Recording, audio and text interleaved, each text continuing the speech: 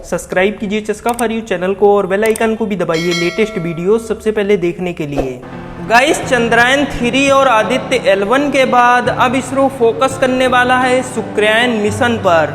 Shukrayaan mission को हम सही शब्दों में कहते हैं वीनस ऑर्बिटर मिशन।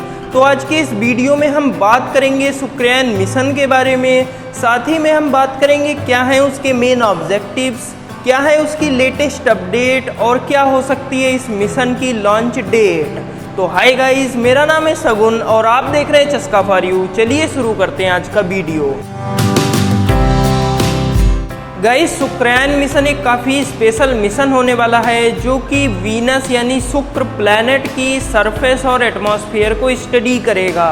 तो गाइस, इसके 3 मेन ऑब्जेक्टिव हैं, जिसमें सबसे पहला ऑब्जेक्टिव है कि ये मिशन वीनस की सरफेस को स्टडी करने वाला है। दूसरा मेन ऑब्जेक्टिव कि ये मिशन जो है वो वीनस के एटमॉस्फेयर को स्टडी करेगा, वहाँ प्रेजेंट डिफरेंट गैसेस का कंपोजिशन निकालेगा और साथ ही में जो वहाँ कई एक अलग अलग गैसेस प्रेजेंट हैं उनके बारे में भी बताएगा। और साथ ही में जो इसका तीसरा मेन ऑब्जेक्टिव है वो है कि वहाँ वीनस प्लैनेट पर सोलर विंड का इंटरेक्शन के बारे में पता करना, क्योंकि जो है वो वीनस सेकंड प्लैनेट है सोलर सिस्टम में, इसलिए जो वो है वो सन के काफ़ी पास है, इसीलिए जो है वहाँ सोलर विंड काफ़ी स्ट्रांग आते हैं। तो इसीलिए ये मिशन इन सोलर विंड के इंटरेक्शन के बारे में पता करेगा। और गाइस, ये जो सोलर विंड होते हैं, ये सोलर विंड काफ़ी हाईली चार्ज प्लाज्मा पार्टिकल होते हैं जो कि सन की आउटर सरफेस से एमिट होते हैं। सन की आउटर सरफेस को हम कोरोना कहते हैं, तो कोरोना वाली सरफेस से जो ये सोलर विंड एमिट होता है ये फिर डायरेक्टली जो है प्रभाव डालता है वीनस प्लैनेट पर, या कह लीजिए जो और भी प्लैनेट हैं उन पर भी ये प्रभाव डालता है। तो उसका उस पर प्रभाव कैसा होता है उसे जो है स्टडी करेगा ये शुक्रयान मिशन।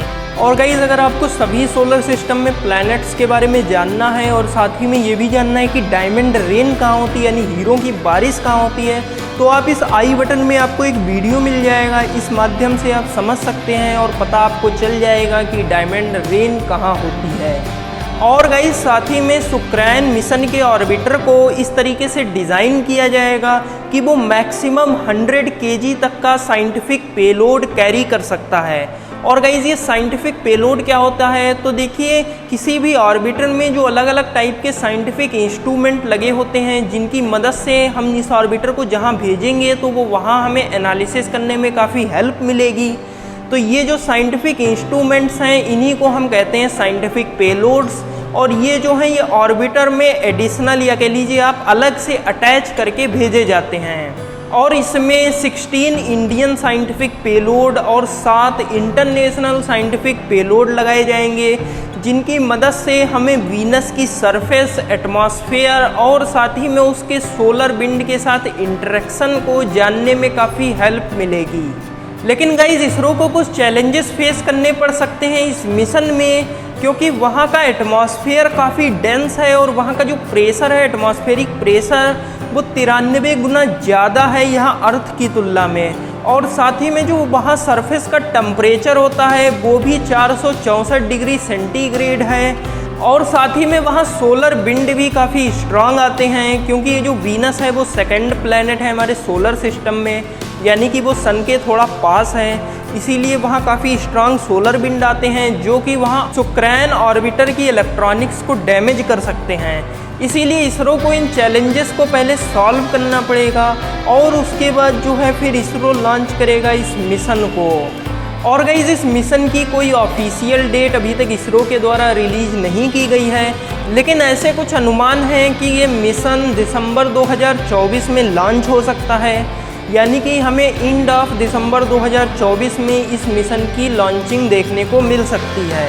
और साथ ही में कुछ ऐसे अनुमान भी हैं कि ये मिशन लॉन्च किया जाएगा LVM-3 रॉकेट के जरिए, जो कि इंडिया का सबसे पावरफुल रॉकेट है और इसकी लोड कैपेसिटी भी GSLV की तुलना में काफ़ी ज़्यादा है।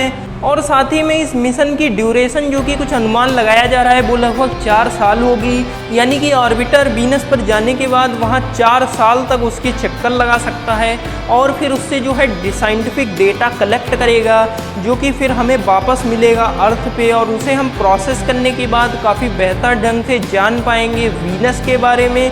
और साथ ही में इसका मेन उद्देश्य है कि वहाँ सोलर फ्लेयर्स कैसे आते हैं उनके बारे में भी जान पाएंगे। और गाइस इसरो ने इसमें यह भी कहा है कि हम जल्द ही इसकी लॉन्च डेट शेयर करने वाले हैं, यानी कि हमें इसरो की तरफ से जल्द ही इस शुक्रयान मिशन की लॉन्च डेट देखने को मिल सकती है। तो उम्मीद है आप इस वीडियो के माध्यम से समझ पाए होंगे शुक्रयान मिशन के बारे में। साथ ही में हमने इस वीडियो में इस मिशन के मेन ऑब्जेक्टिव्स के बारे में भी बात की, और साथ ही में हमने ये भी देखा कि इसकी एक्सपेक्टेड लॉन्च डेट क्या हो सकती है। और साथ ही में जल्द ही इसरो की तरफ से भी पुष्टि की जाएगी कि इस मिशन की ऑफिशियल लॉन्च डेट क्या होने वाली है। और साथ ही में हमने इस ऑर्बिटर में कितने साइंस पेलोड लगे हैं इनके बारे में भी बात की। इसमें 16 साइंस पेलोड इंडिया की तरफ से लगाए गए हैं, और साथ ही में इसमें 7 इंटरनेशनल साइंस पेलोड भी लगे हैं जो कि वहाँ वीनस की सरफेस और एटमॉस्फेयर को हमें और बेहतर ढंग से जानने के लिए काफ़ी हेल्पफुल होंगे। तो उम्मीद है आपको ये वीडियो पसंद आया होगा। अगर आपको ये वीडियो पसंद आया है तो आप इस वीडियो को लाइक और शेयर करना ना भूलें।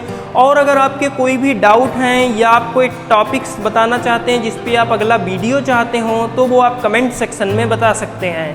और साथ ही में आप हमारा चैनल सब्सक्राइब करना ना भूलें। मिलते हैं हम आपसे अगले वीडियो में। धन्यवाद।